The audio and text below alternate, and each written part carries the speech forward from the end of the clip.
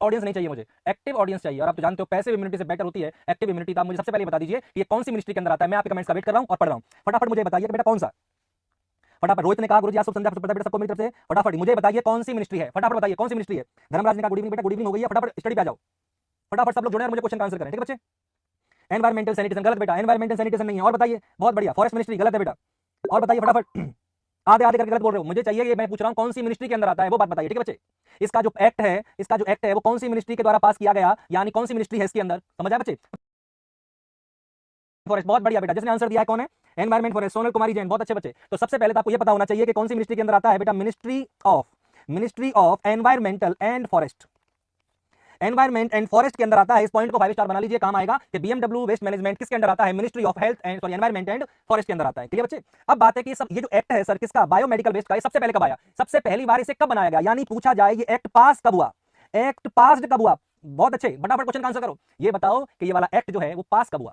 फटाफट, क्वेश्चन घुमाना नहीं है, क्वेश्चन सीधा पकड़ना है, जैसे मैं पकड़ रहा हूं वैसे पकड़ना है। तो फटाफट ये बता दीजिए कि क्वेश्चन ये है, ये पास कब हुआ, फटाफट आंसर आना चाहिए। बहुत बढ़िया, 1998, बहुत बढ़िया, 1998, 1996, बहुत अच्छे, बहुत अच्छे, बहुत अच्छे, 1998। मोस्टली बच्चों का आंसर 1998 आ रहा है। ये भी बड़ी खुशी की बात है कि मोस्टली बच्चे 1998 बता रहे हैं, पर आंसर गलत है। ये एक्ट पास हुआ है, कुछ बच्चों ने सही आंसर दिया है, मुझे देखकर बड़ी खुशी हुई कि बच्चे अपडेट तो हैं। ये एक्ट आया, पास हुआ था 1986 में। ये एक्ट पास हुआ है कब, 1986 में। दोबारा बता रहा हूं, पास कब हुआ, 1986 में। नोटिफाइड कब हुआ, 1998 में। दोनों में फर्क है बेटा, 1998 में और 1986 में। 86 में तो ये पास हुआ था और ये नोटिफाई कब हुआ है, 1998 के अंदर। कब हुआ है, 1998 के अंदर नोटिफाई हुआ है। आई बात समझ में बच्चे। तो ये बात तो हमें कंफर्म हो गई कि ये जो एक्ट है वो पास हुआ है 1986 में, और ये आया कब है, नोटिफाई कब हुआ है, 1998 के अंदर। ठीक है बच्चे। चलो, इसके अंदर कौन से के अंदर, 1998 के अंदर जो एक्ट बना था, 1998 के अंदर जो एक्ट बना था उसके अंदर तब गवर्नमेंट ने बायोमेडिकल वेस्ट की कितनी कैटेगरी बताई थी, फटाफट बताइए कितनी कैटेगरी बनाई थी, 10 कैटेगरी बताई थी। कब बताई थी, 10 कैटेगरी बनाई थी। किस 10 कैटेगरी, कब के अकॉर्डिंग है, 1998 के अकॉर्डिंग 10 कैटेगरीज हैं। बात समझ में आ रही है बच्चे। तो आपको कैटेगरी एक बार देख लेना जरूरी है, याद ना हो कोई बड़ी बात नहीं है, समझ आया बच्चे। पर कैटेगरी एक बार देख जरूर लेना कि कौन सी कैटेगरी का क्या क्या कंडीशन है। तो आपने कहा आप ही दिखा दीजिए, अगर आप बता रहे हो कि कैटेगरी पूछ सकता है एग्जाम में, पूछ सकता है पर इतना इंपॉर्टेंट नहीं है, पर क्या पता पूछ ले, इसलिए ये बढ़ाना भी बहुत जरूरी है कि कैटेगरी कौन सी होती है बच्चे। और 10 कैटेगरी आपके सामने स्क्रीन पे आ चुकी है, फटाफट ये तो 10 कैटेगरी आपके सामने स्क्रीन पे है, समझ आ रहा है बच्चे। अब ये 10 कैटेगरी में आप कौन सी की बात कर रहे हो बेटा, तो 10 कैटेगरी के अंदर आप सबसे पहले कैटेगरी फर्स्ट देखिए, कौन सी देख रही है, कैटेगरी फर्स्ट देखिए। और कैटेगरी फर्स्ट के अंदर क्या आ रहा है, ह्यूमन एनाटॉमिकल वेस्ट। कौन से आ रहा है बेटा, ह्यूमन एनाटॉमिकल वेस्ट आ रहे हैं। और ह्यूमन एनाटॉमिकल वेस्ट कौन सी कैटेगरी में आता है, दोबारा बताओ, आंसर है कैटेगरी नंबर फर्स्ट के अंदर आता है। क्लियर। अब बात करते हैं कैटेगरी 2 में कौन सा आता है, कैटेगरी 2 के अंदर आता है एनिमल वेस्ट। कौन से आते हैं, एनिमल वेस्ट आते हैं। बात समझ आ रही बच्चे। तो एनिमल वेस्ट कौन से आते हैं, कैटेगरी 2 के अंदर। एनिमल वेस्ट किसके अंदर आते हैं, 2 के अंदर। ह्यूमन वेस्ट किसके अंदर आता है, कैटेगरी 1 के अंदर। इनका जो मैनेजमेंट ट्रीटमेंट है, या तो इंसिनरेशन करते हैं या क्या करते हैं, डीप ब्रो, या तो गहरा गाड़ देते हैं या इंसिनरेशन कहते हैं। घबराओ मत, आज की क्लास में ये भी क्लियर कर देंगे। आप जीनोमिक पे हो और डाउट लेके जाओगे तो मजा नहीं आएगा। जो जो चीजें आ रही हैं बताई जाएंगी, सबर करें, क्लास खत्म होने के बाद आपको बीएमडब्ल्यू में जितने क्वेश्चन बनते हैं, नॉर्थ साइड और सीएचओ, आप सब क्लियर करोगे। और बहुत इंपॉर्टेंट टॉपिक है, आधी दुनिया इसी के आसपास घूम रही है, बायोमेडिकल वेस्ट के आसपास, समझ आए बच्चे। अगला है कैटेगरी थर्ड। कैटेगरी थर्ड में कौन से आते हैं सर, कैटेगरी थर्ड में आते हैं माइक्रोबायोलॉजिकल और बायोटेक्निकल वेस्ट, जो लैब में काम आते हैं वेस्ट, जो लैब से बच जाते हैं। लैब में प्रोसीजर होते रहते हैं, आपने कहा कैसे, मैन्युफैक्चर होते रहते हैं, डायग्नोस्टिक टेस्ट होते रहते हैं। इनके जो वेस्ट बचते हैं वो वेस्ट कौन सी कैटेगरी के अंदर आते हैं, कैटेगरी नंबर 3 के अंदर आते हैं। बात समझ में आ रही है। हाँ, राजवीर कटिंग करा क्या है, वो एकदम सही पहचाना बच्चे। बाल बहुत उड़ रहे थे लास्ट टाइम, मैंने कहा डिस्टर्ब कर रहे हैं, तुम्हारा ध्यान भी इधर ही आ रहा था, इसलिए मैंने कटा लिया। सही किया, तू बता कैसा लग रहा हूँ, बता राजवीर। चलो, क्लियर नहीं आ रहा है बेटा, मैं बता रहा हूं ना क्लियर क्या आ रहा है। मैं क्यों बोल रहा हूं, मुझे पता है ये इमेज उतनी क्लियर नहीं है, पर मैं रिपीट भी तो कर रहा हूं बच्चे, वो देख तू तो। ठीक है। अब आपने कैटेगरी थर्ड जो आएगी उसको कैसे ट्रीट करोगे, उसको लोकल ऑटोक्लेविंग या इंसिनरेशन करेंगे। ठीक है बच्चे, या तो उसको हम माइक्रोवेविंग कर देंगे या उसे क्या कर देंगे, इंसिनरेशन कर देंगे। समझ आया बच्चे। तो ये बात आप याद रखिएगा। मैंने आपसे पूछा है कि कैटेगरी में थर्ड में कौन से आते हैं, माइक्रोबायोलॉजिकल और बायोटेक्नोलॉजिकल वेस्ट आते हैं, और इसके अंदर क्या करते हैं बच्चे, माइक्रोवेविंग या इंसिनरेशन कर देते हैं। समझ आए। इसके बाद कैटेगरी 4 के अंदर कौन से आते हैं, कैटेगरी 4 के आप लिखते जाओ बेटा साथ के साथ। कैटेगरी 4 में आते हैं शार्प वेस्ट। शार्प वेस्ट समझते हैं ना, जैसे स्केल पे होता है, नीडल होती है, वो सब किसके अंदर आते हैं, कैटेगरी 4 के अंदर। और इसका हम क्या करते हैं, पहले तो हम इसे क्या करते हैं, डिसइंफेक्टेड, सीधा यूज नहीं कर लेते, पहले क्या करते हैं, डिसइंफेक्टेड करते हैं, उसके बाद करते हैं mutilation and shredding. Mutilation and shredding करते हैं, श्रेडिंग करते हैं। म्यूटिलेशन श्रेडिंग मतलब जैसे कि इसको तोड़ मरोड़ देते हैं, एक मशीन आती है उसमें इसको डाल देते हैं, फिर वो मशीन इसके छोटे छोटे टुकड़े कर देती है। श्रेडर देखा होगा आपने, जैसे उसमें गेहूं के पीछे बाल लगाते हैं तो भूसा उड़ जाता है। खेतों में काम करते हो कि सारे अमेरिका से आए हो, एक आता है जिसमें गेहूं के पीछे का हिस्सा होता है, उसको लगा देते हैं, भूसा बनाने वाली मशीन, वो श्रेडर की तरह काम करती है। तो छोटे छोटे टुकड़े कर देती है पूरी के, जो बड़ी चीज है उनके क्या कर देगी, छोटे छोटे टुकड़े कर देगी। बात समझ में आई बच्चे। ठीक है। देन कैटेगरी 5 में कौन सा आएगा, discarded medicine and cytotoxic drug, जो मेडिसिन खराब हो चुकी है, एक्सपायर्ड हो चुकी है, डिस्कार्ड हो चुकी है। और साइटोटॉक्सिक ड्रग, जो साइटोटॉक्सिक ड्रग है यानी एंटी न्यूप्लास्टिक ड्रग है, वो भी किसके अंदर आएंगे, कैटेगरी 5 के अंदर आएंगे। किसके अंदर आएंगे, कैटेगरी 5 के अंदर। समझ आ रहा है बच्चे। चलो, देन इसके अंदर इंसिनरेशन करते हैं, क्या करते हैं बेटा, इंसिनरेशन करते हैं। कैटेगरी 6 के अंदर, कैटेगरी 6 और कैटेगरी 7 के अंदर सॉलिड वेस्ट आते हैं। क्या आते हैं? सॉलिड वेस्ट आते हैं। याद रखिएगा जो मैं बता रहा हूं आपसे, ठीक है बच्चे। तो ये जो सॉलिड वेस्ट दोनों कैटेगरी में आते हैं, कैटेगरी 6 के अंदर भी आते हैं और कैटेगरी 7 के अंदर भी आते हैं। अब बात करते हैं कैटेगरी 8 के अंदर कौन आएगा। कैटेगरी 8 के अंदर आएगा लिक्विड वेस्ट। अब क्वेश्चन है लिक्विड वेस्ट क्या होता है सर? सॉलिड वेस्ट तो कचरा है जो हमें दिख जाता है। लिक्विड वेस्ट क्या होता है? लिक्विड वेस्ट बहुत सारे होते हैं, जैसे एक्सरे में केमिकल काम में आते हैं, हाइपोकेमिकल एक्सरे में केमिकल काम आते हैं ना, तो वैसे एक्सरे में जो केमिकल काम आते हैं वो किसमें जाएंगे? लिक्विड वेस्ट के अंदर। और लिक्विड वेस्ट कौन सी कैटेगरी में जाएगा? कैटेगरी नंबर 8 के अंदर। किसमें जाएगा बच्चे? कैटेगरी नंबर 8 के अंदर। और इसको पहले क्या करेंगे? डिसइंफेक्टेड करेंगे, ठीक है बच्चे। कैटेगरी 9 में इंसिनरेशन, इसको मेरी तरफ से स्टार बना लेना, मेरी तरफ से। कैटेगरी 9 के अंदर किसको रखा जाता है? इंसिनरेशन वॉश को, यानी कि जो इंसिनरेशन करने से जो राख बनी होती है वो कौन सी कैटेगरी में आती है? वो आती है कैटेगरी नंबर 9 के अंदर। और इसको डिस्पोज किया जाता है म्युनिसिपल लैंडफिल के अंदर। समझ आ रहा है बच्चे? तो कैटेगरी 9 के अंदर क्या आता है? कैटेगरी 9 के अंदर आता है, कैटेगरी 9 के अंदर बेटा क्या आता है? That is with the disposal. और क्या आता है? इंसिनरेशन, सॉइल्ड और सॉलिड, ठीक है बच्चे। देन कैटेगरी 10 के अंदर क्या आते हैं? केमिकल वेस्ट आते हैं। कौन से आते हैं? Chemical waste. आई होप आपको ये समझ में आ रहा होगा बच्चे। तो ये सारी चीजें जो है आपको ध्यान में रखनी है। ये कैटेगरी है कितनी? 10। और ये कैटेगरी 10 जो है वो आपको पूछ सकता है। और एक बार मैंने आपको बता दिया जो मुझे इंपॉर्टेंट लगा, और वो कौन सा था बच्चे? वो था कैटेगरी नंबर 9, जो ये पूछेगा इंसिनरेशन किस में आती है। बहुत अच्छे। सॉलिड आता है 6 में और सॉइल आता है नहीं बेटा। अब जो लिखा है तो देख ले, 7 में एक सॉलिड है, एक सॉलिड है, सही कह रहा है, एक सॉलिड है, एक सॉलिड है, ठीक है बच्चे। चलो इसके बाद क्या करते हैं? अब बात करते हैं सर ये तो 1998 का है, ये कब का है? 1998 का है। इसके बाद ये मॉडिफाइड चेंज हुआ कब? 2016 के अंदर। इसके अंदर 2016 के अंदर आया था, 2016 के अंदर आया बेटा। कौन? इसको चेंज किया गया, किसको? 10 कैटेगरी को। और 10 कैटेगरी को डिवाइड करके वापस से कितनी कैटेगरी बना दिया? इसे 4 कैटेगरी के अंदर डिवाइड कर दिया। राहुल गुप्ता, थैंक्स बच्चे। तो ये जो 2016 में ये 4 कैटेगरी में डिवाइड कर दिया, और वो 4 कैटेगरी कलर कोडिंग के हिसाब से बनाई गई। किसके हिसाब से डिवाइड की गई? कलर कोडिंग के हिसाब से। ध्यान रखना बच्चे। तो ये जो कैटेगरी है वो 4 कर दी है 2016 में, और 2016 में अब यही चलती है, इनमें कलर कोडिंग कर दी गई है, ठीक है बच्चे। कलर भी आगे बता दिए जाएंगे, परेशान होने की जरूरत नहीं है आपको। मैं कह रहा हूं बायोमेडिकल के बारे में आराम से बैठ जाओ, मैं इतने सारे क्वेश्चन आपको करा दूंगा आज ही, और थ्योरी भी कराऊंगा कि आपको सब कुछ क्लियर हो जाएगा, ठीक है बेटा। ठीक है, इसके बाद बात करते हैं 2016 के बाद। 2016 के बाद इसमें अमेंडमेंट कब आया, यानी इसे कब चेंज, इसमें परिवर्तन कब लाए गए? अमेंडमेंट इसमें पहली बार आया 2018 में। कब आया? 2018 में। और उसके बाद इसमें अभी आया 2022 में, यानी इसमें परिवर्तन चालू है। पॉलिसीज के अंदर परिवर्तन चालू रहे हैं। पहले 2016 में आ गया था, अमेंडमेंट 2018 में आया, और अभी इसको वापस से चेंज किया है 2022 के अंदर। मतलब इसकी पॉलिसी में चेंजेस किए गए हैं। किसकी पॉलिसी? बीएमडब्ल्यू, बायोमेडिकल वेस्ट की पॉलिसी में चेंज किए गए हैं। बात इतनी सी समझ में आई बच्चे? तो ये याद रखना कि बायोमेडिकल वेस्ट के बारे में जितनी मैं आपको इन्फॉर्मेशन दे रहा हूं, that is also very important. और ये जो कलर कोड बता रहा है, रेड, येलो, व्हाइट, ब्लू, एकदम सही बताया बेटा, कॉमन यही होते हैं। मैं आगे इनके बारे में बताऊंगा आपको, ठीक है। अब आपसे पूछा जाए कि लोगो होता है बायो हैजार्ड्स का, आपने देखा होगा बायो हैजार्ड्स का एक लोगो होता है। ये लोगो है ना बेटा, किसका है? बायो हैजार्ड्स का। आपसे पूछा जाए किसका लोगो है? बायो हैजार्ड्स का लोगो है ये, ठीक है बेटा। तो ये बायो हैजार्ड्स का लोगो है जो आपको भूलना नहीं है, क्लियर? याद रखना इस बात को अच्छे से। बात समझ में आ रही है मेरी? तो बायो हैजार्ड्स का लोगो क्या है? जो आपके सामने स्क्रीन पे वही लोगो है।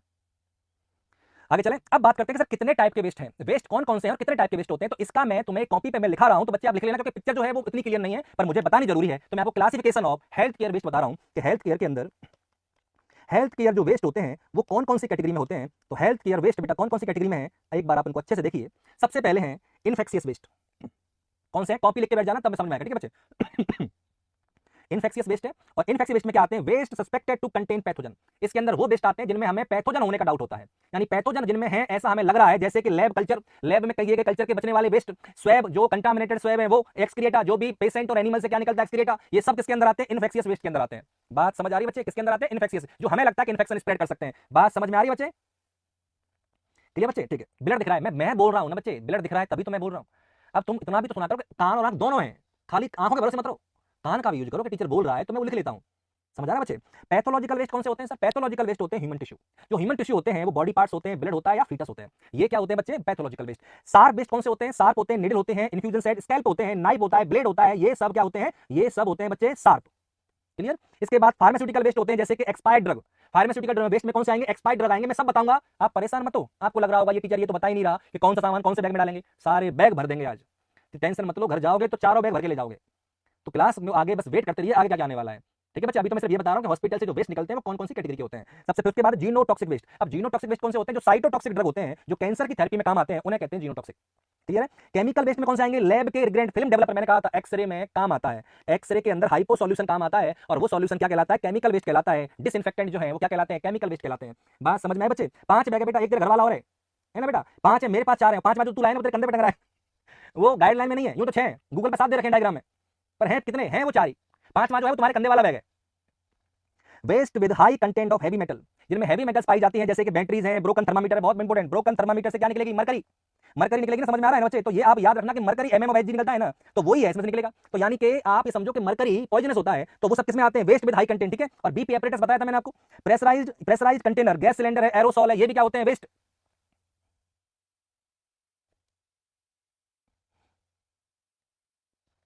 देन रेडियो एक्टिव होना चाहिए कि इसके अंदर ये ना बदलने वाले, क्या कुछ भी।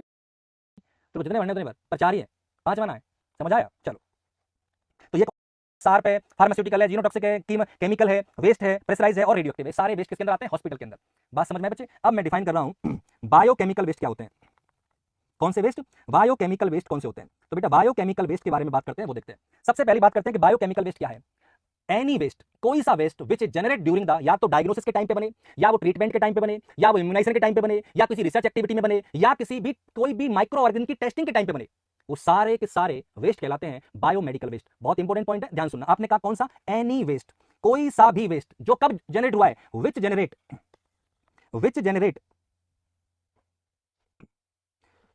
समझ आ रहा है? आज से 2 बजे तक क्लास लो, 2 बजे तक, बहुत बढ़िया। तो देख, any waste which generate during, कब बेटा? ड्यूरिंग। आपने कहा कौन कौन सा? पहला है डायग्नोसिस, दूसरा है ट्रीटमेंट, तीसरा है इम्यूनाइजेशन, चौथा है रिसर्च एक्टिविटी, ठीक है बच्चे? और कौन सा? प्रोडक्शन ऑफ टेस्टिंग ऑफ, यानी कि बायोलॉजिकल टेस्टिंग, यानी बायोलॉजिकल टेस्टिंग। धीरे धीरे चले सर, कोई बात नहीं, ये लो। तो any waste which generate during the diagnosis, during the treatment, during the immunisation, during the research activity and during the biological testing, वो सारे जो इनसे वेस्ट बने, वो सारे वेस्ट कहलाते हैं बायोलॉजिकल वेस्ट। ठीक है बच्चे? अब बात करते हैं बायोलॉजिकल वेस्ट इतना हैजार्ड्स क्यों होता है, यानी इतना डेंजरस क्यों होता है। कौन सा? बायोकेमिकल वेस्ट, या biomedical, not chemical. Biomedical waste जो है वो इतना ज्यादा डेंजरस क्यों होता है? बायोमेडिकल वेस्ट के डेंजरस होने के पीछे के 2 कॉज होते हैं। डेंजरस होने के 2 कॉज होते हैं। एक तो होता है उसकी टॉक्सिटी, कि वो क्या हो सकता है? टॉक्सिक। और एक होती है उसकी इन्फेक्टिविटी। क्या होती है? इन्फेक्टिविटी। श्रीदेव मिलेंगे जीएमसीएच की साइड पे, वो इंपॉर्टेंट है, आप ये याद रखना। सारे वेस्ट, बायोलॉजिकल और नॉन बायोलॉजिकल, बहुत बढ़िया। ऑल वेस्ट कौन कौन से? बायोलॉजिकल, लिख लेना बेटा कॉपी में, ये देखो, लिखोगे नहीं तो क्लास को मतलब ही नहीं है। बायोलॉजिकल प्लस नॉन बायोलॉजिकल, और लिखने में ज्यादा ध्यान दो, कंपेयर टू कमेंट के, लिखने में ज्यादा ध्यान दो, ठीक है बच्चे? तो बायोलॉजिकल और नॉन बायोलॉजिकल सारे वेस्ट, ठीक है बच्चे, जिन्हें डिस्कार्ड कर दिया गया है, या जिनको आगे यूज नहीं लिया जाएगा, या तो उन्हें क्या कर दिया है? डिस्कार्ड, और या उन्हें आगे नो फर्दर यूज, आगे यूज नहीं लेंगे, उन्हें कहते हैं हॉस्पिटल वेस्ट। तो बेटा हॉस्पिटल वेस्ट के अंदर कौन कौन से आ गए हैं? दोनों, बायोलॉजिकल और नॉन बायोलॉजिकल। अब ये वो है, या तो इन्हें डिस्कार्ड कर दिया गया है, और या इन्हें आगे यूज में नहीं लिया जाएगा। समझ में आया? इसके बाद बात करते हैं इन्फेक्शियस वेस्ट की।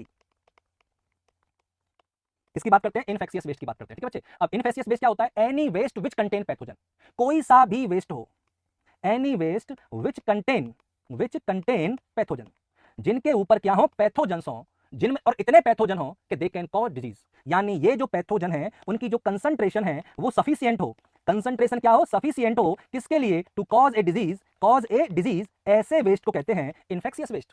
याद रखिएगा इन बातों को। इन्फेक्शियस वेस्ट किसे कहते हैं? Any waste which contain pathogen in sufficient concentration which to cause the disease, जो एक डिजीज पैदा करने के लिए पर्याप्त होती है, ऐसे वेस्ट को कहते हैं इन्फेक्शियस वेस्ट। क्या कहते हैं? Infectious waste. आई होप आपको ये समझ में आ रहा होगा बच्चे। तो ये सारी चीजें जो मैं आपको बता रहा हूं ये बहुत है। तो आपने कहा एक बात बताओ, क्या इन्फेक्शियस वेस्ट से किसी भी हेल्थ केयर वर्कर को कोई प्रॉब्लम हो सकती है? हो सकती है। क्यों नहीं हो सकती? अगर कोई इन्फेक्शियस वेस्ट है, गुड इवनिंग बेटा राहुल, तुम थोड़ा लेट आए हो। देखो मैं कमेंट पढ़ नहीं पा रहा और मेरा ध्यान पढ़ाने में, कौन क्या कह रहा है बेटा उस पर ध्यान मत दो, कईयों की जंजीर खुल जाती है, इसलिए पढ़ाई पे ध्यान दो आप लोग, ठीक है? इतने सारे कमेंट मैं पढ़ नहीं पाऊंगा, और पढ़ाना भी मुझे ही है, कमेंट भी मुझे ही पढ़ना है, और लोगों को रिप्लाई मुझे ही देना है, तो बहुत मुश्किल है मेरे लिए, ट्राई टू माय बेस्ट, ठीक है बच्चे? एक बार फिर रिपीट कर दिया। इन्फेक्शियस वेस्ट उसे कहते हैं जिनमें इतने सफिशिएंट पैथोजन हो कि वो कोई डिजीज पैदा कर सकें, उसे कहते हैं इन्फेक्शियस वेस्ट। समझ आए बच्चे? अब इन्फेक्शियस वेस्ट के अंदर क्या करते हैं? इन्फेक्शियस वेस्ट जो है क्या हेल्थ केयर वर्कर में डिजीज कर सकता है? Infectious waste cause disease in health care worker. Infectious waste जो है वो क्या करता है? वो डिजीज पैदा कर सकता है बेटा किसके अंदर? हेल्थ केयर वर्कर के अंदर। उसने कहा एग्जांपल बता दीजिए, ऐसी कौन सी डिजीज हो जाएगी? एचआईवी, नीडल वगैरह पे हो जाए पेशेंट की, हेपेटाइटिस बी। ऐसा मत सोचना कि पेशेंट के साथ कुछ हो रहा हो कि तुम पेशेंट से इन्वॉल्व हो गए, नहीं, बायोमेडिकल से भी हो जाता है। समझ में आया बच्चे? उसके बाद कौन सा बच्चे? Hepatitis C. ये कुछ ऐसी प्रॉब्लम, और बहुत सी प्रॉब्लम है, तो कुछ एग्जांपल दिए इन्फेक्शियस वेस्ट से होने वाली डिजीज के। तो ये कुछ ऐसी डिजीज हैं जो हेल्थ केयर वर्कर को हो सकती हैं इन्फेक्शियस वेस्ट से।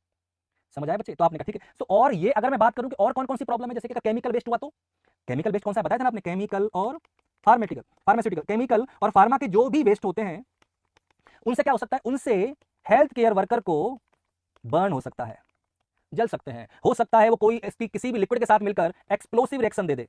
क्या दे दे? एक्सप्लोसिव रिएक्शन दे दे। तुम लोग कमेंट में जितने ज्यादा एक्टिव हो पढ़ाई में भी उतने एक्टिव रहो तो बहुत अच्छा रहेगा बच्चे, ठीक है। तो बर्न में समझ आए, बर्न और जो एक्सप्लोसिव रिएक्शंस हैं, बर्न और जो एक्सप्लोसिव रिएक्शन है वो किससे हो सकती है, केमिकल और जो फार्मा की जो वेस्ट होते हैं उनसे हो सकती है।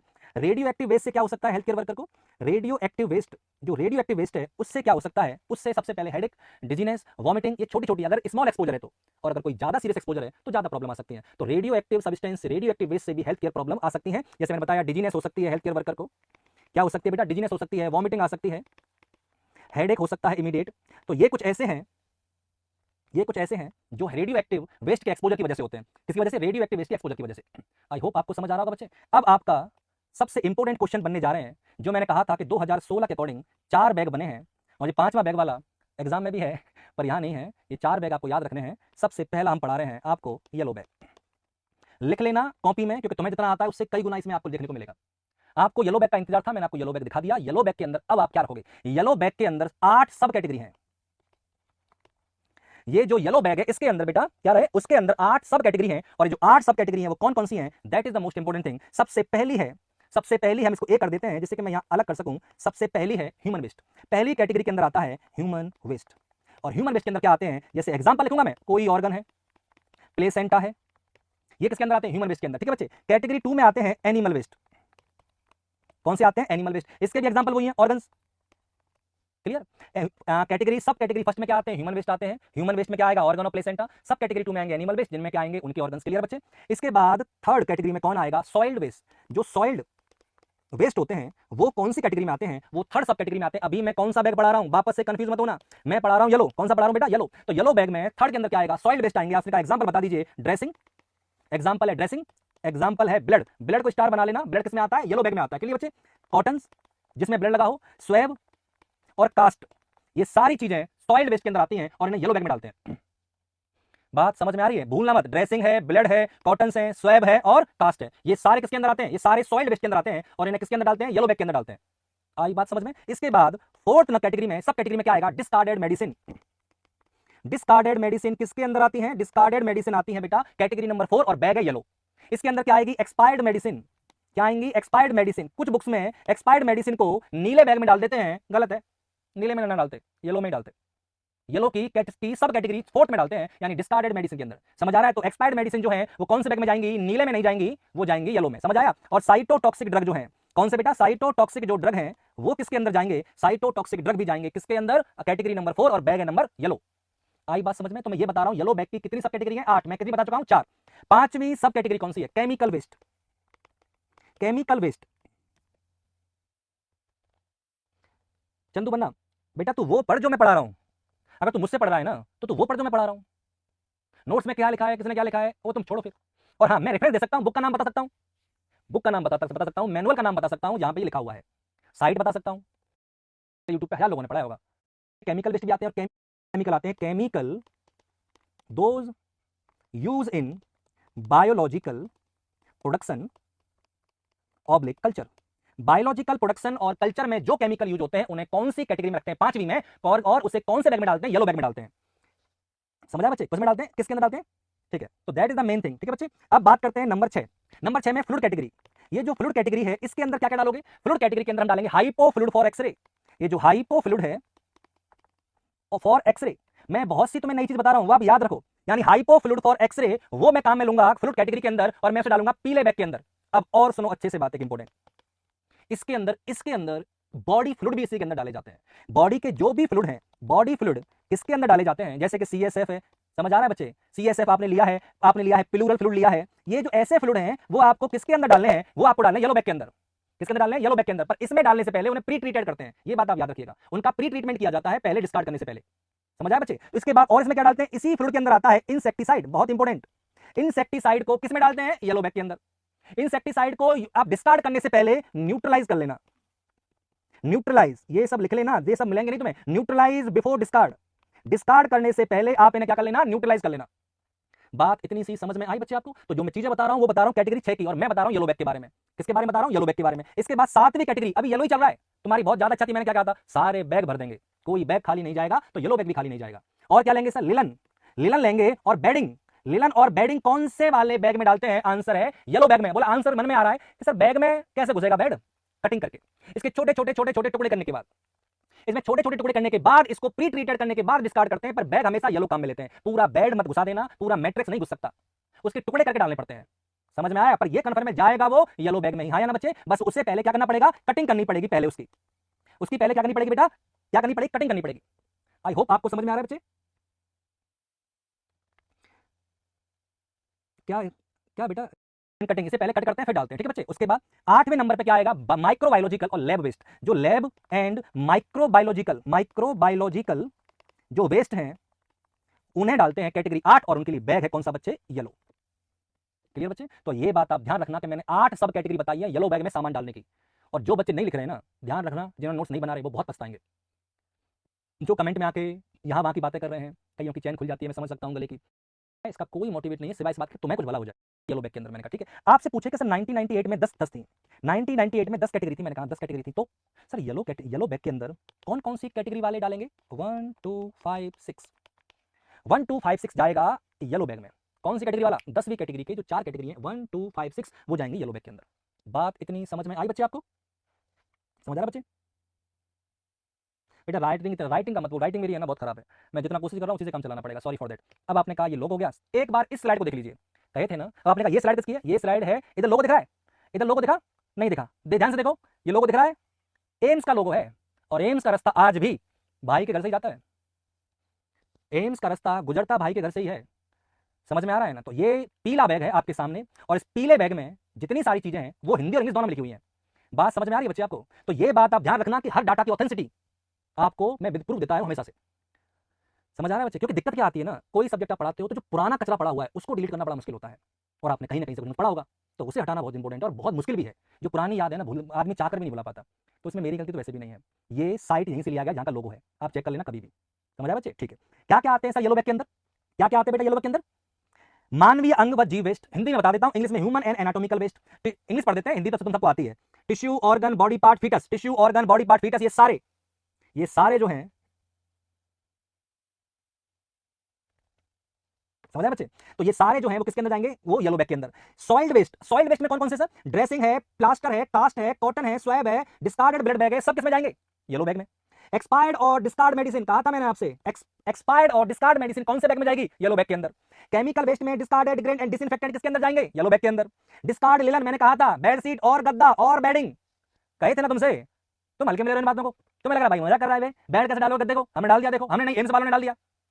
समझ आ रहा है? इसके बाद pre treated microbiological, biotechnological and clinical lab waste, जैसे कि ब्लड बैग है, कल्चर है, रेजिडुअल टॉक्सिन है, डिसेज है, डिवाइस है, ये सारी किसके अंदर जाएंगी? ये सारी जाएंगी येलो के अंदर।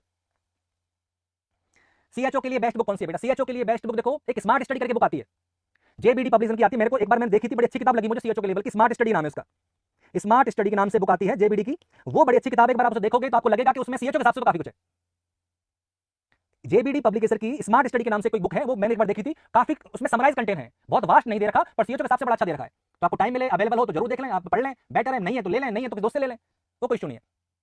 समझ आया बच्चे? बेटा अरिचिन फार्मर, मैंने बता दिया बेटा किताब का नाम। बेटा मिशन मैंने कभी देखी नहीं है, मैं उसी बुक को रिकमेंड करता हूं जो मैंने देखी हो, और मैंने ये बुक देखी है, मेरे को ठीक लगी कि बुक अच्छी है, सीएचओ के हिसाब से। आगे साइटोटॉक्सिक वेस्ट में all item contaminated with cytotoxic drug along with glass और plastic ampoule is known as, क्या कहते हैं बच्चे, किसमें डालते हैं? येलो बैग के अंदर। किसके अंदर डालेंगे? येलो बैग के अंदर। ये सारी चीजें येलो बैग में। अब तो समझ आ गया होगा, सेटिस्फैक्शन मिला, येलो बैग में क्या क्या जाएगा? ठीक है। क्वेश्चन ये है सर, येलो बैग जो आप लेके जा रहे हो उसको आप कैरी करके लेके जाओगे, वो किसमें कैरी करोगे? दीज वेस्ट, कौन से these waste? Yellow bag waste, these waste carry, इन्हें कैरी करते हैं, है ना बच्चे? किसमें कैरी करोगे? चाहे वो इन्फेक्शियस हो, चाहे वो साइटॉक्सिक हो, है ना? इन्हें किसमें कैरी करेंगे? एक ऐसा बैग जिसकी थिकनेस, कैरी करेंगे एक बैग के अंदर जिसकी थिकनेस मोर देन 50 माइक्रोन हो, मोर देन 50 माइक्रोन हो, और वो नॉन क्लोरीनेटेड बैग हो। कैसा हो बेटा? Non chlorinated. याद रखना, बैग की मोटाई इतनी होनी चाहिए और बैग नॉन क्लोरीनेटेड होना चाहिए। उस बैग में कैरी करते हैं येलो बैग के सारे वेस्ट को। तो आपने कहा ये कहां से पढ़ा? तुम तो बस याद रखो, काम आएगा तब तुम टिक कर देना, ये बड़ा जरूरी है आप लोगों के लिए, ठीक है बेटा? बहुत बच्चे बेटा पढ़ाई पे ध्यान दो, कौन क्या बोल रहा है छोड़ो उसको, दीवार या नहीं वो छोड़ो, दीवारों को मत ध्यान मत दो, आगे तुम ध्यान दो, ठीक है बच्चे? अब है हमारा सेकंड बैग, और मेरा सेकंड बैग है बेटा कौन सा? Red bag. फटाफट रेड बैग पे आओ सब लोग, हर बच्चा रेड बैग पे आएगा फटाफट। रेड बैग के अंदर कौन कौन से आते हैं? रेड बैग के अंदर आते हैं वो मटेरियल जो प्लास्टिक के बने होते हैं, पीटीआर। पीटीआर, पी का मतलब वो जो किसके बने हैं? प्लास्टिक के बने हैं। टी का मतलब कौन? जो ट्यूब से, और आर का मतलब कौन? जो किससे बने हैं? रबर से। जो रबर के मटेरियल हैं, जो ट्यूब्स मटेरियल हैं और जो प्लास्टिक मटेरियल हैं, वो सारे किसके अंदर जाएंगे? रेड बैग के अंदर जाएंगे। तो ये पीटीआर याद रखना बड़ा काम की चीज है। अपने एग्जांपल बता दीजिए, एग्जांपल खूब सारे बेटा, आप तो बस देखते जाओ। क्या करेंगे? कैथेटर, जितने कैथेटर हैं सारे कौन से बैग में जाएंगे? आंसर है रेड बैग के अंदर। राइज ट्यूब किसके अंदर जाएगी? फटाफट आंसर करो। राइज ट्यूब जाएगी रेड बैग के अंदर। एनजी ट्यूब जो है वो किसके अंदर जाएगी? रेड बैग के अंदर।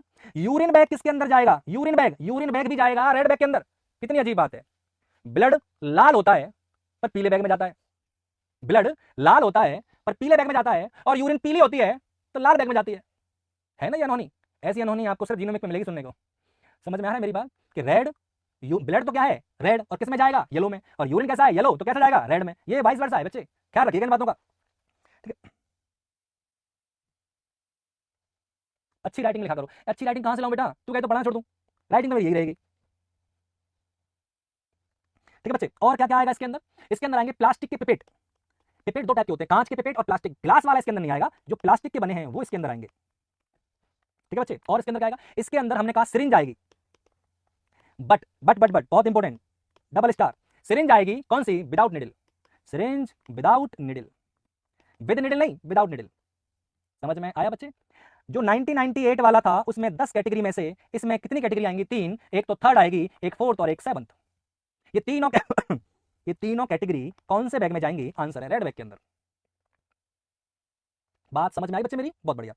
बट सेट किस में जाएगा? बीटी सेट किस में जाएगा? ब्लड लगा है तो बच्चे, ब्लड लगा है तो वो किस में जाएगा? येलो में। बीटी सेट अगर उसके अंदर ब्लड है, यूज करने के बाद डाल रहे हो, तो रेड में जाना है। समझ आया बच्चे बीटी सेट? चलो आगे चलें। तो आपने कहा और बताइए सर, इसको किस में कैरी करेंगे? वही सेम कैरी करेंगे, मोर देन 50 माइक्रोन की दीवार मोटाई और नॉन क्लोरीनेटेड बैग का यूज करेंगे। किसको ले जाने के लिए? रेड को ले जाने के लिए। समझ आ रहा है बच्चे? चलो अगला क्वेश्चन आपके सामने वापस से मैंने कहा था, ये तो कौन सा है? ये येलो बता रहा था मैं आपको। मैं ये येलो में जितना सामान है, एक बार येलो का देख लीजिए आप। येलो में मैंने क्या बताया था? ये दिख रहा है ना ब्लड, ये दिख रही है सारे पार्ट, ये दिख रहे हैं एनिमल पार्ट्स, ये है मेडिसिन, ये है ड्रेसिंग, ये स्लैब, ये सब किस में जाएंगे? येलो के अंदर। किसके अंदर जाएंगे? येलो के अंदर। एक बार देख लीजिए जी भर के, ये येलो वाले हैं। समझ आया बच्चे? ये कौन से वाले? येलो वाले। अब बात करते हैं रेड वाले कौन से हैं। रेड में आपको बताया था ट्यूब, सेट, कैथेटर, यूरोबैग, बिना सुई की सिरिंज, दस्ताने, ये सब किसमें जाएंगे? इंग्लिश बोल देता हूं। ट्यूबिंग, प्लास्टिक बोतल, intravenous tube and set, catheter, urine bag, syringe without needle, vacutainer and gloves, ये सब किसके अंदर जाते हैं? ये जाते हैं रेड के अंदर। ये सब रेड के अंदर जाएंगे बच्चे, ठीक है। तो ये जो रेड के अंदर जा रहे हैं इनका आप ख्याल रखिएगा कि रेड में हम क्या क्या है? प्लास्टिक के बने, रबड़ के बने और ट्यूब, ये सारे हम किसके अंदर डालते हैं? रेड के अंदर। बात समझ आ रही है बच्चे? तो ये सारी चीजें जो मैं आपको बता रहा हूं वो कौन से? रेड बैग के अंदर बता रहे हैं, ठीक है बच्चे। रेड बैग के बाद बात करते हैं ब्लू बैग की। अब ब्लू बैग में आप क्या डालोगे? सब चीज जानने के लिए जिज्ञासा मत बढ़ाओ। सीएचओ की तैयारी कर रहे हो, नॉर सेट की तैयारी कर रहे हो, डिबेट की तैयारी नहीं कर रहे हो कि उसे किसमें डालेंगे, उसे ऐसा कह देंगे तो क्या कहेंगे कि फूफा जी की मुंह होनी हो तो बुआ जी बोल देंगे क्या? ऐसे क्वेश्चन से तुम ज्ञान बढ़ा सकते हो, सिलेक्शन नहीं। कंसंट्रेट करो टॉपिक पे। मान रहा हूं कि तुम्हें जो 4 चीजें आती हैं वो उछल के बाहर आती हैं, जानता हूं मैं। Empty vessels make much noise, आपको पता है अच्छे से। समझ आ रहा है बच्चे? तुम 4 चीजों को संभाल के रखो। कुछ तो आता है तुम्हें बार बार उछालो मत कमेंट बॉक्स में कि इसे क्या करेंगे, उसे क्या करेंगे। मुझे पता है सबको क्या करना है। समझ आ रहा है बच्चे? तो थोड़ा ध्यान दो पढ़ाई पे। ज्ञानी बनोगे ना तो अगले साल फिर फॉर्म भरोगे सीएचओ का, हर साल, और अगली बार एमपी और यूपी का भरोगे। तो सुन लो जो कह रहा हूं, that is most important thing, ठीक है। तो ब्लू बैग के अंदर बेटा हम क्या क्या लेते हैं? ब्लू बैग के अंदर हम क्या क्या लेते हैं? 2 चीजें लेते हैं। एक तो लेते हैं ग्लास मटेरियल, जो कांच के बने होते हैं। भारी डायलॉग। इम्प्लांट, और फिर आते हैं बॉडी इम्प्लांट। ऑर्थो इम्प्लांट और बॉडी इम्प्लांट आते हैं किसके अंदर? ब्लू बैग के अंदर। बात समझ में? अब ब्लू बैग में ग्लास के अंदर क्या आते हैं बच्चे? ग्लास के अंदर क्या क्या चीज आएंगी? जैसे कि ब्रोकन एम्पूल है, टूटा हुआ, ठीक है बच्चे। देन एम्पूल विद मेडिसिन है, वो भी इसमें आएगा, एम्पूल विद मेडिसिन। क्लियर है? ऑर्थो या बॉडी इम्प्लांट के अंदर आप जो बॉडी में इम्प्लांट लगाते हो, जैसे हिप जॉइंट में लगाया, नी में लगाया, कोई में लगाते हैं, इम्प्लांट लगाते हैं, यूज करने के बाद उन्हें किसमें डालते हैं? That is for the blue bag में डालते हैं, ठीक है। इसे हम किसमें लाते हैं? इसको हम लेके जाते हैं पंचर प्रूफ बैग या कार्डबोर्ड। आप याद रखना, इसे किसमें कैरी करते हैं? इसे कैरी करते हैं, carry in puncture proof cardboard या बिन। समझा बच्चे? कार्डबोर्ड और बिन में हम इन्हें यूज करते हैं, हम इसे डालते हैं किसको? ब्लू बैग वाले को। और ब्लू बैग के अंदर ये रेड वाला देख लीजिए एक बार आप। रेड में मैंने बताया था रबर मटेरियल काम आते हैं, तो एक बार आप रेड का देख लीजिए रेड में हम क्या क्या डालेंगे। तो रेड के अंदर बेटा मैंने कहा था आपसे सिरिंज डालेंगे, बट उसके अंदर निडल नहीं होनी चाहिए। जो बोतल है, जो आईवी ड्रिप की बोतल है वो डालेंगे, आपके ग्लव्स डालेंगे, आपके जितने सेट हैं वो डालेंगे, आपके ये जो काम आते हैं वो ग्लव्स इसमें अंदर आते हैं, जितने ट्यूब हैं वो सिरिंज, सब कुछ किसके अंदर डाला जाएगा? रेड बैग के अंदर डाला जाएगा। इसको इमेज को माइंड में रख लेना तो काम चल जाएगा एग्जाम में आपका। बात समझ आ रही है बच्चे? तो ये सारी आइटम किसमें डाल रहे हैं? हम डालेंगे सारी रेड बैग के अंदर। आई होप आपको समझ में आ रहा होगा बच्चे। समझ आई सारी चीजें? तो वही आपको ध्यान में रखना है कि इसके अंदर हम क्या क्या चीजें डाल रहे हैं, ठीक है। तो ब्लू बैग के अंदर हमने क्या क्या चीज डाली है? हमने डाली है ग्लास। अब ब्लू बैग की बात कर लेते हैं। तो बेटा ब्लू ये रहा, कांच का वेस्ट, एवं धातु काले इम्प्लांट, ये है ब्लू, नंबर 3 में जो पढ़ा रहा हूं। और इसमें क्या डालते हैं, ग्लास वेयर जैसे contaminated broken discard glass with vial and ampoules and metallic and body implant, ये किसके अंदर डालते हैं, ये हम डालते हैं ब्लू के अंदर। किसके अंदर डालते हैं, ब्लू के अंदर। और अब बचा है व्हाइट, कौन सा बचा है, व्हाइट। और व्हाइट के अंदर हम क्या डालते हैं, व्हाइट के अंदर आते हैं sharp metals, needle, syringe with fix needle. मैंने कहा था आपसे, देखो खाली सिरिंज है तो आप अलग डालोगे रेड में, पर अगर सिरिंज विद निडल है तो आपको डालना पड़ेगा व्हाइट के अंदर। Needle, needle from needle tip, cutter और burner, scale, blade, contaminated sharp object, ये सब किसके अंदर जाएंगे, ये सारे व्हाइट के अंदर जाएंगे, ये सारे किसके अंदर जाएंगे, व्हाइट के अंदर जाएंगे। और क्वेश्चन ये है कि व्हाइट को किसमें कैरी करते हैं, व्हाइट को ट्रांसपेरेंट बैग के अंदर कैरी करते हैं। किसके अंदर, ट्रांसपेरेंट बैग के अंदर कैरी करते हैं। ये पॉइंट याद रखिएगा। ये जो अब ये सारी चीजें जो आपको दिख रही हैं ये ब्लू वाली हैं। ब्लू में हम क्या लेते हैं, ये जो एम्पोल है विद मेडिसिन, ये है, ये है, ये सारी जो कांच की बनी चीजें हैं वो किसके अंदर डालते हैं बेटा, ब्लू के अंदर। किसके अंदर डालते हैं, ब्लू के अंदर। व्हाइट के अंदर हम क्या डालते हैं, व्हाइट के अंदर हम जो भी शार्प ऑब्जेक्ट हैं, ये जो आपके सामने दिख रहे हैं, जो सारे शार्प ऑब्जेक्ट हैं उन्हें हम व्हाइट के अंदर डालते हैं। और मैंने कहा था एक ट्रांसपेरेंट बैग के अंदर इसको डालते हैं जो पंचर प्रूफ होता है, ट्रांसपेरेंट होता है, पंचर प्रूफ होता है। क्लियर बच्चे, ये चीजें आपको समझनी चाहिए कि व्हाइट में हम क्या क्या डालेंगे, शार्प, ब्लू में क्या डालेंगे, ग्लास, सॉरी ब्लू में क्या डालेंगे, ब्लू में डालेंगे ग्लास, और रेड में डालेंगे TPR, plastic, tube and rubber. समझ आ रहा है। और येलो में तो मैंने बहुत सारा बताया आपको डालने के लिए, वो सारी चीजें किसमें डालेंगे, येलो में। तो ये सारे मैंने जो बताए हैं इनको याद रख लेना, ये काम आएंगे। शार्प ऑब्जेक्ट जितने भी हैं वो व्हाइट के अंदर जाएंगे। अब कुछ बुक्स में लिखा है कि काला भी होता है, कुछ बुक्स में लिखा है कि काला भी होता है, काला कुछ नहीं होता। अब बायोमेडिकल में काला कुछ नहीं है। समझ आया बच्चे। तो ये था, मैंने आपको पढ़ाया क्या है बच्चे, मैंने बताया कि 4 जो बैग है नई कैटेगरी के अकॉर्डिंग, उनमें कौन कौन से बैग में क्या कंटेंट डाला जाएगा। ठीक है बच्चे। अगला है प्रोसेस ऑफ, अगला हम बता रहे हैं प्रोसेस, कौन सा प्रोसेस, बायोमेडिकल वेस्ट प्रोसेस। मैं आपको बता रहा हूं बायोमेडिकल वेस्ट प्रोसेस कैसे, यानी इसका मैनेजमेंट कैसे करते हैं। इसके मैनेजमेंट में कई स्टेप होते हैं और सबसे पहला स्टेप होता है सेग्रीगेशन ऑफ वेस्ट। सबसे पहला स्टेप होता है बेटा कौन सा, सेग्रीगेशन ऑफ वेस्ट। वेस्ट का क्या करेंगे, सेग्रेगेट करेंगे। अब सेग्रेगेशन क्या होता है, पृथक करना, छांटना, अलग अलग करना। पहला क्वेश्चन ये आता है कि सर सेग्रीगेशन कहां करते हैं। सेग्रीगेशन पूरे बीएमडब्ल्यू का सबसे मोस्ट क्रूशियल यानी सबसे ज्यादा इंपोर्टेंट स्टेप होता है प्रोसेस का। क्योंकि अगर आपने गलत छांट लिया तो फिर गलत वेस्ट गलत बैग में चला जाएगा, और जब गलत वेस्ट गलत बैग में जाएगा तो उसका डिस्कार्ड गलत तरीके से होगा, और उसका डिस्कार्ड अगर गलत तरीके से हुआ तो बायो हैजार्ड्स होने के चांस ज्यादा होंगे। इसलिए सेग्रीगेशन प्रॉपर होना बहुत इंपॉर्टेंट है। क्वेश्चन ये है कि सर सेग्रीगेशन करते कहां है। सेग्रीगेशन करते हैं at the site of generation waste. यहां पर वेस्ट जेनरेट हुआ है वहीं सेग्रेगेट कर दो। ऐसे मत सोचना कि इकट्ठा करके ले चलते एक जगह वहां ले जाके छांटेंगे, गलत है।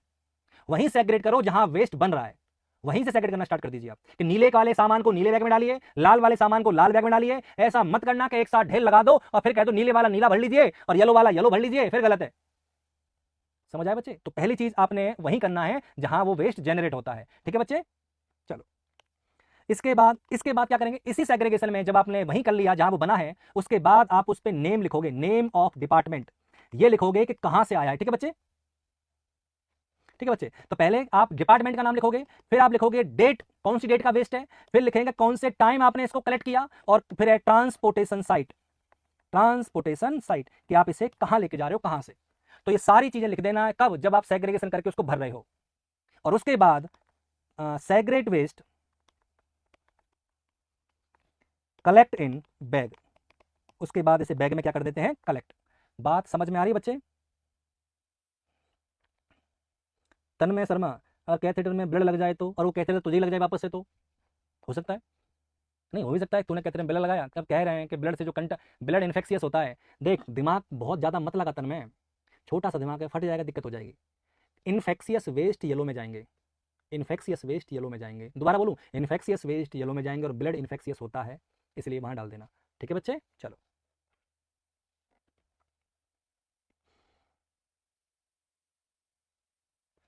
चलो कोई बात नहीं, हो जाता है, बच्चे को सब जानना है तो मैंने बता दिया। सर जनरल वेस्ट कहाँ डालेंगे जनरल वेस्ट मतलब तेरे घर का कूड़ा, तेरे घर का कूड़ा कहाँ डालेंगे, वहां जो आता है ना गाड़ी वाला या कचरा निकाल, वहां डालेंगे जनरल वेस्ट को। कोई बात नहीं।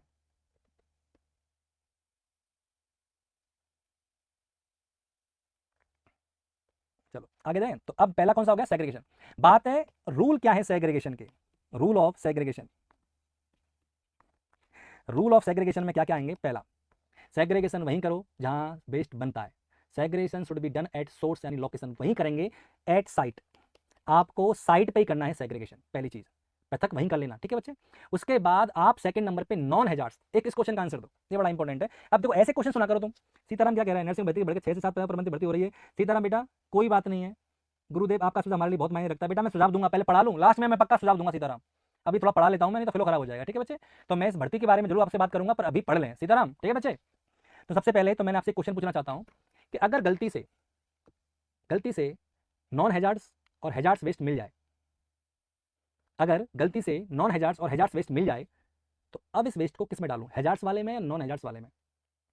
अगर गलती से हैजार्ड्स और नॉन हैजार्ड्स के वेस्ट मिल जाए और मुझे लेके जाने थे, तो अब इन सब को मिलाकर मैं किस में डालूं, हैजार्ड्स वाले में, नॉन हैजार्ड्स वाले में, फटाफट बताओ।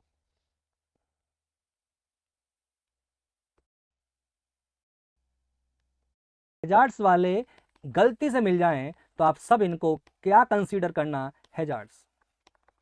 ये मान लेना इसको कि सारा ही अब क्या हो गया, हैजार्ड्स वेस्ट हो गया। समझ आ रहा है बच्चे। तो मैं कह रहा हूं गलती से मिल जाए तो, और हाँ सेग्रीगेशन में अगर कोई गलती हो गई है, ओवर स्मार्ट मत बनना, गलती मान लेना, क्योंकि सर मैंने गलत चीज गलत बैग में डाल दी, क्योंकि अभी निकालने का टाइम है, जब ये वहां चले गया ना भंडार में तब नहीं निकलेगा। तो सेग्रीगेशन की मिस्टेक को तुरंत मान लेना चाहिए, लेट नहीं करना चाहिए। कोई क्राइम नहीं है, गलती इंसान से होती है, पर सेग्रीगेशन की गलती को इमीडिएट मानना चाहिए। आप तुरंत कह दें इंचार्ज से कि मैंने गलत बैग में डाल दिया था सर, वो समझ आए। तो पहला था सेग्रीगेशन और दूसरा है कलेक्शन। दूसरा स्टेप कौन सा बेटा, कलेक्शन। अब कलेक्शन में क्या करोगे, जो भी कलेक्शन ऑफ बायोमेडिकल वेस्ट है उन्हें अलग अलग कंटेनर में अलग अलग तरीके से डाल देंगे, ठीक है बच्चे। अब उन कंटेनर को जहां भी आप, जैसे कि आपको पर कंटेनर, ये जो कंटेनर है ना इनका सिलेक्शन बहुत हिसाब से करना, जो कंटेनर है उनका सिलेक्शन बहुत हिसाब से करना। आपको पता है शार्प ऑब्जेक्ट को नॉन पंचर्ड बैग में क्यों रखते हैं, पता है आपको शार्प ऑब्जेक्ट को नॉन पंचर्ड बैग में क्यों रखते हैं, क्योंकि तुम ऐसा लग रहा होगा कि पंच के शार्प से वो फट जाएगा और वो फैल जाएगा, ये समस्या नहीं है। समस्या है कि अगर नॉन पंचर्ड है बैग, पंचर्ड बैग है और शार्प ऑब्जेक्ट निकल के इतना सा बाहर आ गया और पेस और हेल्थ केयर वर्कर ने उसको यूं उठाया, तो वो इंजरी करेगा हेल्थ केयर वर्कर को। तो आपसे कोई पूछे ना कि शार्प ऑब्जेक्ट को पंचर प्रूफ बैग में क्यों डालते हैं, आंसर टिक करना, to prevent the injury of health care worker, health care worker की इंजरी को बचाने के लिए, ना कि फैलने से बचाने के लिए। समझ आ रहा है बच्चे। तो पहला क्या स्टेप था, पहला स्टेप था सेग्रीगेशन, दूसरा था कलेक्शन। और कलेक्शन है ना प्रॉपर बैग में होना जरूरी है, हाँ या ना। और प्रॉपर बैग में होना जरूरी है, यानी बैग जैसा होना चाहिए वैसा ही आपको लेके आना है। जैसे मैंने बताया था दीवार की मोटाई 50 माइक्रोन से ज्यादा होनी चाहिए, ऐसा मत ले आना पतला सा कि भर्ती फट जाए। समझ आ रहा है बच्चे, बहुत बढ़िया। चलो अगला बच्चे, अगला कौन सा है। अब हमने कहा पहला स्टेप कौन सा था, पहला क्या था, एग्रीगेशन सेग्रीगेशन, दूसरा कौन सा था, कलेक्शन, तीसरा स्टेप है स्टोरेज। सर आपका हेयर पर हैंड ले जाने वाला स्टाइल मस्त लगता है मनोज। अच्छा ये बात भी सही कही तूने, हेयर पर हैंड ले जाने वाला, हेयर पे हैंड, ये वाला बता रहा है क्या तू, बहुत बढ़िया। तो इतना ज्यादा नोट कर लेते हो, सीरियसली यार कुछ और नोट मत कर लेना यार तुम यार। तो स्टोरेज पहला क्या था, सेग्रीगेशन, दूसरा बच्चे मैंने क्या बताया, कलेक्शन, तीसरा स्टोरेज। एक बार जब कलेक्शन हो जाए then biomedical waste store in proper place. इसको after collection store in proper place,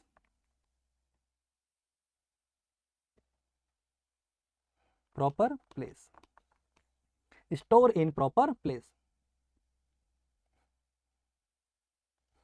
दिनों में क्या तो आसान है वो, 15 मिनट दिनों में क्या आसान है भाई ने नज़र मत डाल वे, हाँ वही तो मैं कह रहा हूँ, नज़र डाल रहा, नज़र लगा, वैसे बीमार चल रहा हूँ मैं।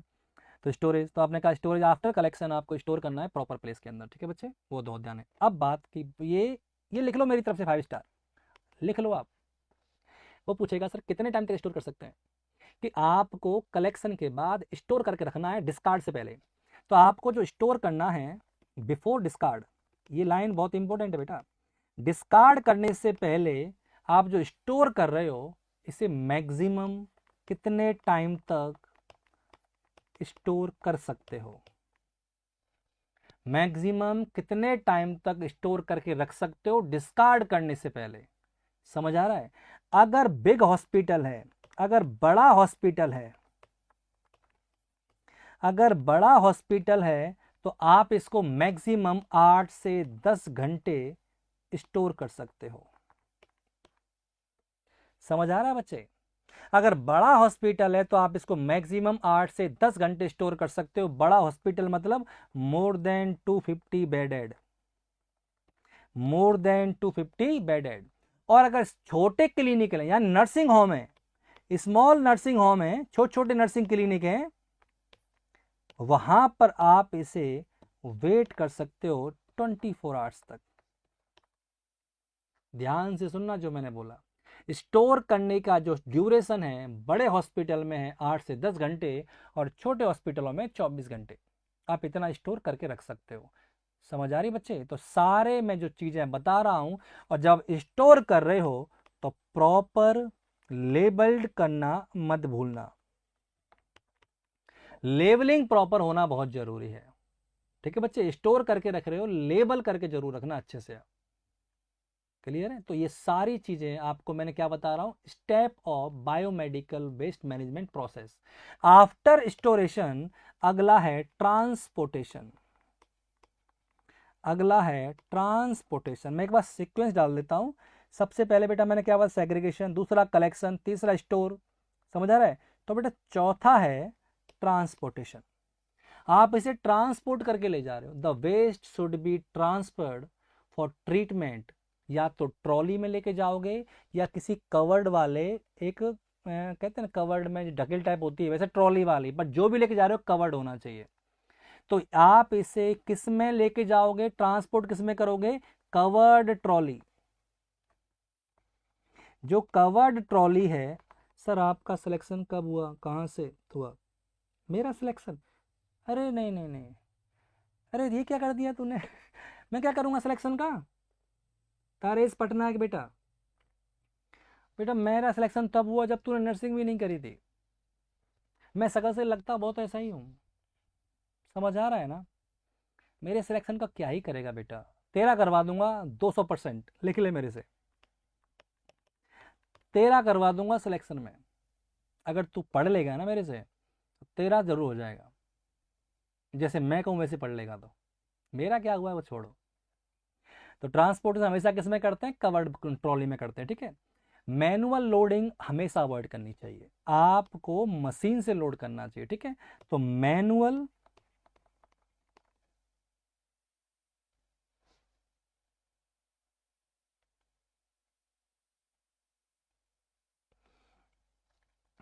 एनआईटीएम में नहीं करवाया भाई, मत पूछो। मैनुअल लोडिंग को अवॉइड करना चाहिए। मैं कमेंट ज़्यादा पढ़ रहा हूँ शायद, इसलिए तुम लोग ज़्यादा कमेंट कर रहे हो, मैं छोड़ दूंगा कमेंट पढ़ना। मैनुअल लोडिंग अवॉइड करनी चाहिए आपको। इंसानों से लोड नहीं करवाना चाहिए उसको, इन्फेक्शन के चांस ज़्यादा होते हैं, फटने के चांस भी ज़्यादा होते हैं। समझ आ रहा बच्चे? तो ये 2-3 चीज़ें हैं जो आपको याद रखनी है, कवर ट्रॉली में लेके जाना है और मैनुअल लोडिंग को अवॉइड करना है। आई होप आपको इतना समझ में आ रहा होगा जो मैं पॉइंट मैंने बोले। Before transporting the bag of each, जो भी बैग लाए हो, मैंने फिर कह रहा हूं, उस पर साइंड होना जरूरी है, या तो नर्स का या किसी डॉक्टर का। क्लियर है बच्चे? So before transportation, before transportation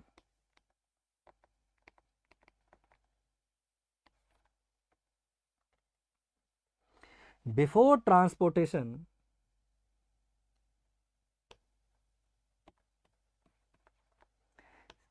signature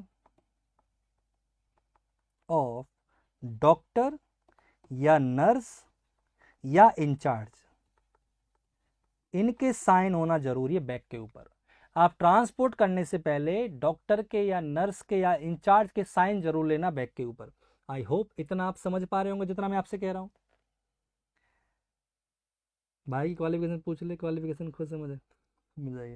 नहीं नहीं बच्चे, ऐसा कुछ नहीं, मैं कह रहा हूँ ना, teacher is good as their student. मैं उतना अच्छा टीचर हूं जितने आप अच्छे स्टूडेंट हो। टीचर वो है जो सिलेक्शन करवाए। समझ में आ रहा है ना? बहुत अच्छी बात। तो ट्रांसपोर्टेशन, ये जो मैं बताया, ये आप ट्रांसपोर्टेशन के लिए याद रखना। मैं बता रहा हूँ स्टेप कौन कौन से है। ठीक है, आफ्टर दैट ट्रीटमेंट। ट्रांसपोर्टेशन हो गया, अब मैं क्या करूंगा, ट्रीटमेंट, नष्ट करूंगा ना, डिस्पोज करूंगा कि नहीं करूंगा? तो ट्रीटमेंट, या इसे कहते हैं डिस्पोजल, ट्रीटमेंट या डिस्पोजल टेक्निक। अब कैसे कैसे करोगे, टेक्निक सारी मैं बता देता हूं, नाम बता देता हूं, इतना डीप में ही पूछेगा, इससे ज्यादा नहीं पूछेगा।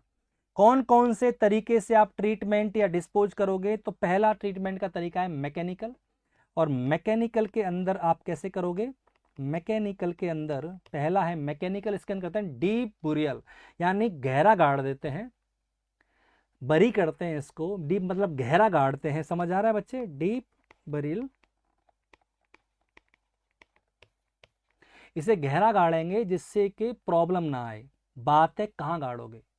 या तो रूरल एरिया में, और या किसी शहर की पॉपुलेशन लेस देन 5 लाख हो वहाँ, यानी लेस देन 5 लाख की पॉपुलेशन हो वहाँ गाड़ सकते हो, या इसे आप किसी रूरल एरिया में गाड़ सकते हो। ठीक है बच्चे?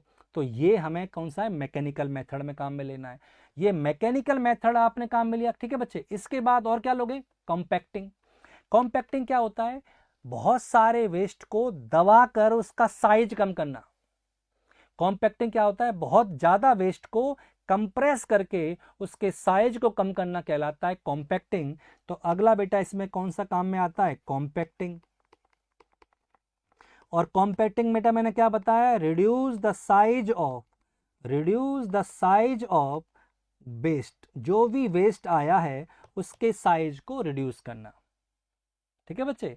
और इसे मोस्ट कॉमनली यूज करते हैं non hazards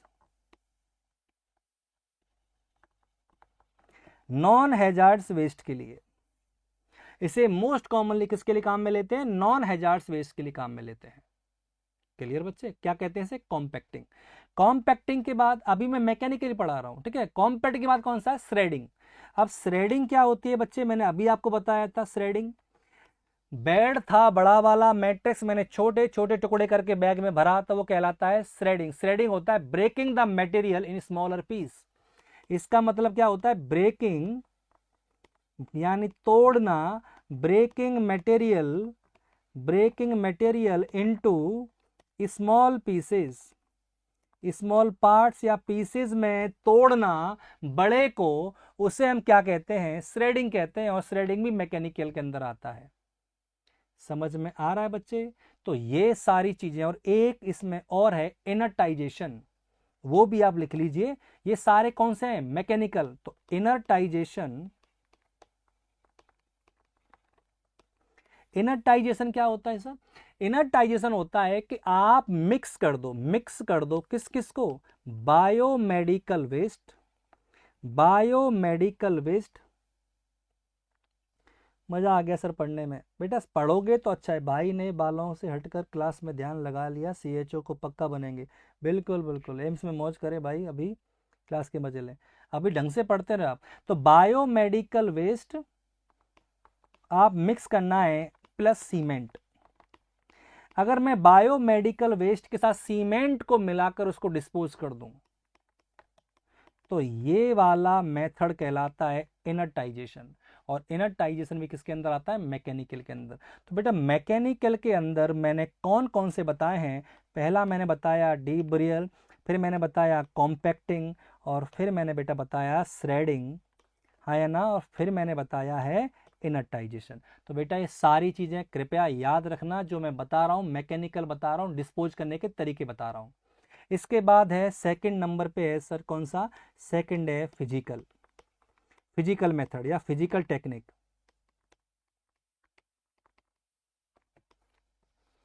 most common satisfactory method disposal, बहुत बढ़िया। मोस्ट कॉमन सेटिस्फैक्ट, अब ये कंटिन्यू आएगा मुझे पता है। अब अशोक क्या करेगा? कॉपी तो कर लिया है, अब कंटिन्यू आता रहेगा। समझ में आ रहा है बच्चे? Incineration is the best method है। समझ आया बच्चे? अब बार बार मत करना, तो क्योंकि कमेंट बॉक्स भर जाती है। ठीक है बच्चों? तो फिजिकल मेथड में कौन कौन से आते हैं? पहला इसमें आता है hot air oven. Hot air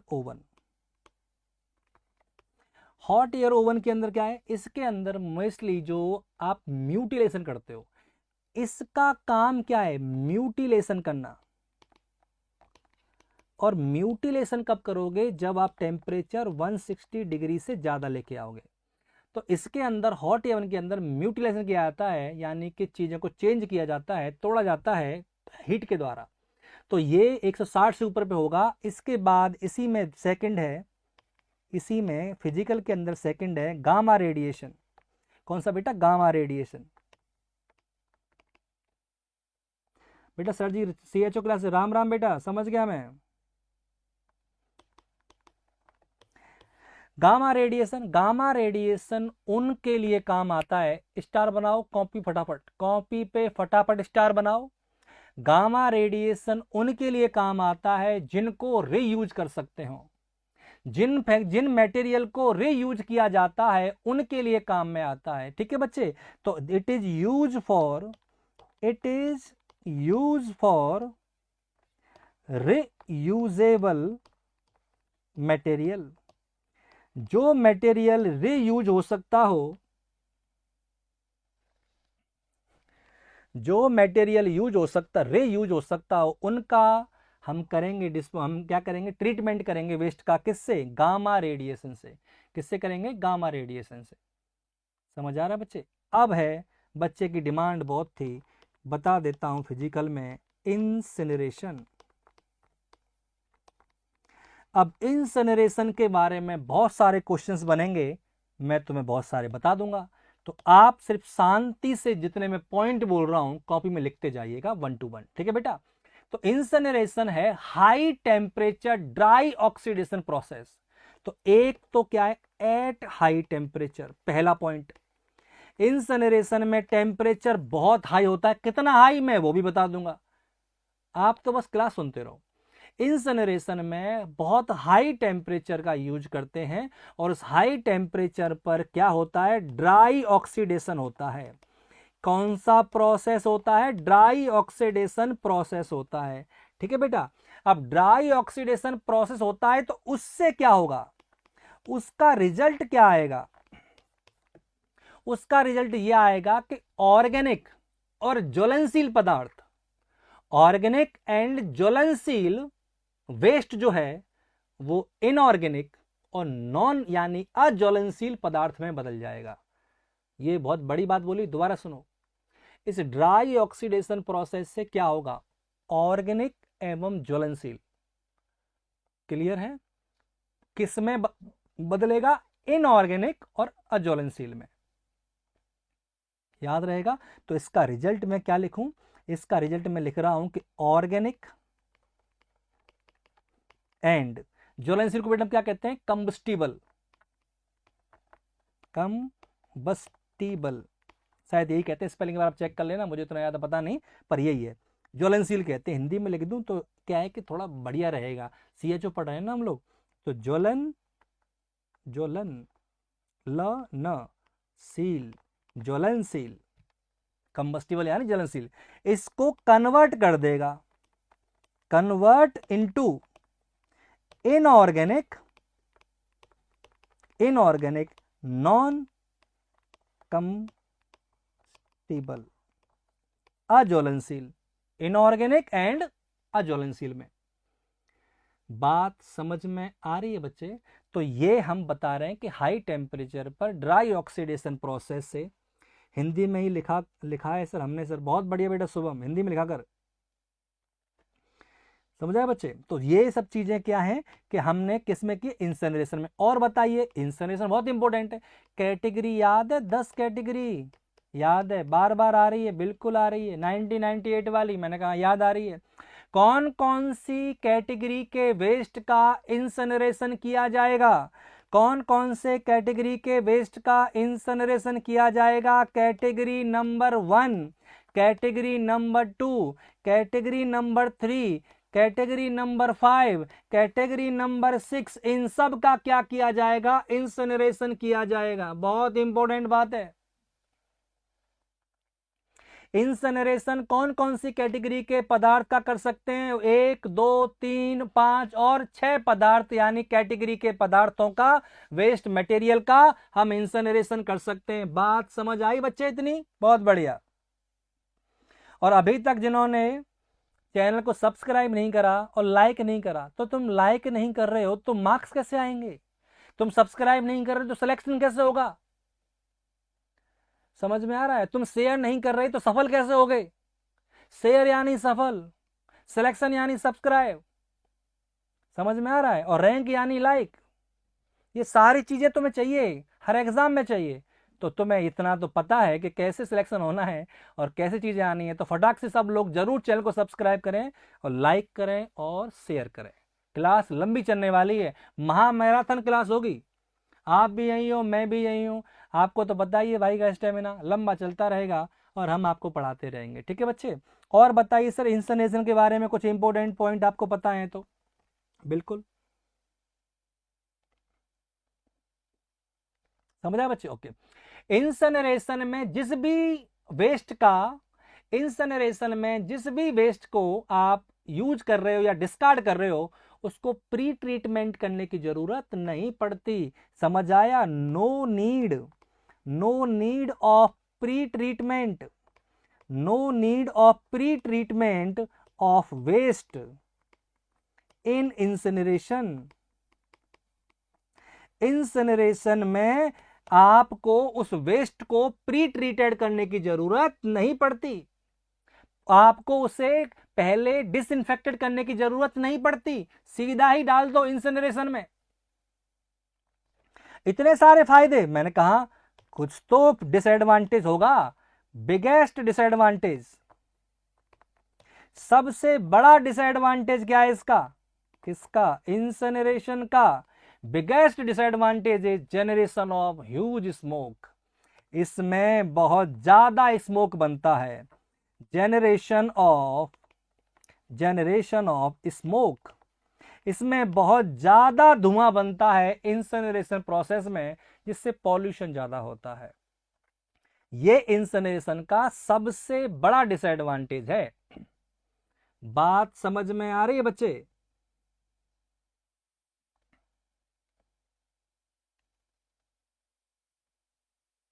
clear बच्चे?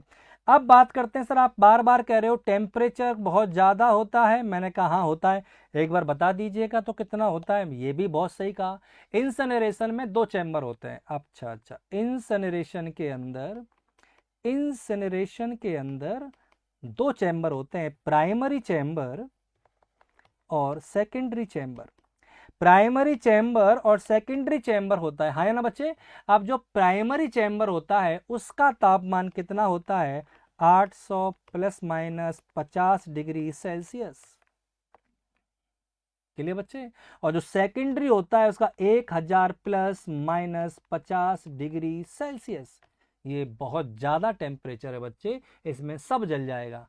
इसमें नेगेटिविटी जल जाएगी, इसमें बुराइयां जल जाएंगी, इसमें सबकी चुगलियां जल जाएंगी, सब जल जाएगा, इसमें कुछ नहीं बचेगा। इसमें सिर्फ बचेगा शुद्ध रूप। समझ आ रहा है? तो इंसिनरेशन का तापमान बहुत ज़्यादा होता है, प्राइमरी का थोड़ा कम है और सेकेंडरी का थोड़ा ज़्यादा है, पर दोनों ही बहुत ज़्यादा है। और ये कौन सा बच्चे? ये फिजिकल मेथड है। किसका? आंसर है डिस्पोज करने का या ट्रीटमेंट करने का। क्लियर बच्चे? अब बात करते हैं कि सर क्या पर्सनल सेफ्टी यूज करनी चाहिए, पर्सनल सेफ्टी डिवाइस यूज करनी चाहिए एक हेल्थ केयर वर्कर को। और ये मैंडेटरी है, ये मैंडेटरी है, ऐसा नहीं है।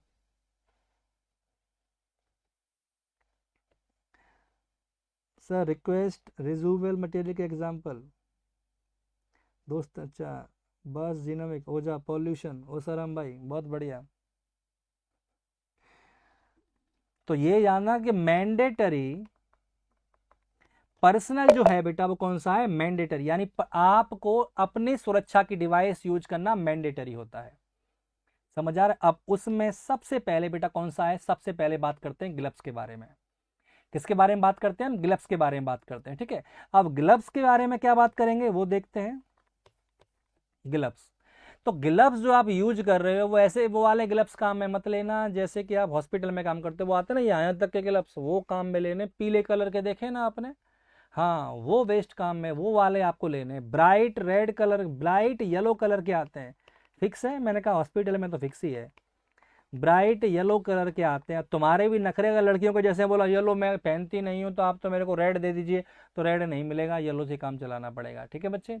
टाइट फिटिंग होनी चाहिए, ऐसा नहीं कि तुम अपनी जगह चाचा का पहन के आ गए, बोला चाचा तो घर पहने थे तो मैं पहन के आ गया। तो टाइटली फिट होना चाहिए, ऐसा नहीं कि वो लूज हो।